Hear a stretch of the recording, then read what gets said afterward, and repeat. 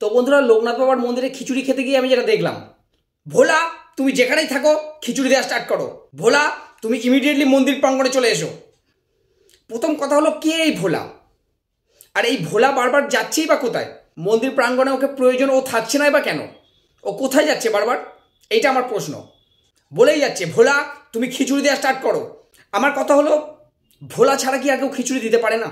আমার মনে এই প্রশ্নটা অনেকক্ষণ ঘুরপাক খাওয়ার পর আমি যেটা দেখলাম যে ওরা ভুল কিছু বলছে না, কারণ সমস্ত ডাবু হাতা ভোলার কাছে, ভোলার বাড়িতে।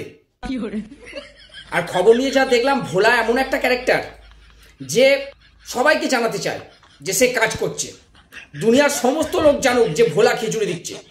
একটা বিরাট বড় কাজ করছে ভোলা, এটা ভোলার কাছে একটা বিরাট বড় পাওয়া। সেই কারণে ও আনন্দে বারবার চলে যাচ্ছে এখান সেখান। তারপর আধ ঘন্টা অপেক্ষা করার পর যখন খিচুড়ি দেওয়া স্টার্ট হলো, আমি ভাবলাম যে খিচুড়ি দেওয়া স্টার্ট হয়েছে মানে ভোলা এসে গেছে।